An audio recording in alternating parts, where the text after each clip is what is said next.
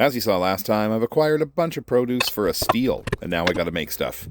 The biggest haul was 40 pounds of peaches. We gave some away, but I got right to making a nice traditional preserve by pitting, peeling, and dicing peaches to fill a liter, measured by packed volume. I'll put a general recipe in the comments, but if you're planning to can this jam, always follow the most current guidelines for your region and use a proper canning recipe.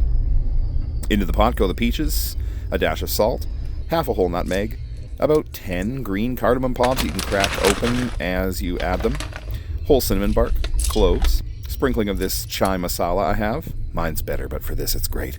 I'm adding citric acid to increase acidity and lightly underscore some tartness. Then I'm adding the same volume of sugar as I had fruit. I'm not kidding. It goes 1-to-1, sugar to fruit. We stir it up and it goes a bit foamy and then it reduces. When it forms 2 strands on a spoon or turns to jam looking on a cold spoon, I ladled it into jars, after I fished out the whole spices, of course. This can go into the fridge once cool, the freezer for longer keeping, or into the canner for true preserving. I hammered it right onto a sandwich and loved it. Believe me, I know how to make a vegan peach spread. Alright, what next? I'm going to keep it mostly fresh by cooking some black beans in some lightly salted water as I prepare all this lovely produce here. I'm going to make a chipotle peach salsa. Starting again by cutting up these peaches really well and squeezing a lime over them to protect their color. I somehow instantly seeded and cut off the tomatoes, just like that. And also had a drained can of corn, red onion, and cilantro chopped already somehow through the magic of...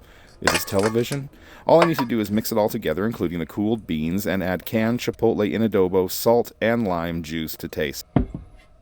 Jarring switch to the next thing, making a peach sponge cake. I'm going to take out flour, sugar, baking soda, and salt and combine it. I'm going to make sure I have plain oil and half a liter of sparkling water on hand. All this lovely stuff is ready to go, but I gotta get my hands on these peaches. It got super sunny and now they're chopped. Right now I'm adding the oil bit by bit using a fork and stirring it into the dry mixture so it forms little teeny beads of oil coated in flour. These little globby globs help the cake get spongy sponge. I separated a few real big ones kind of at the end with my hands and got ready to add the chopped peaches next. Next, I added the chopped peaches, which is something I just fucking said, and stirred them gently to coat them in the dry mixture.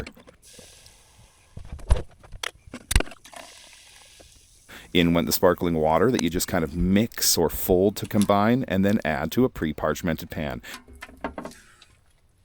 40 to 55 minutes later at 350 Fahrenheit, and you got yourself...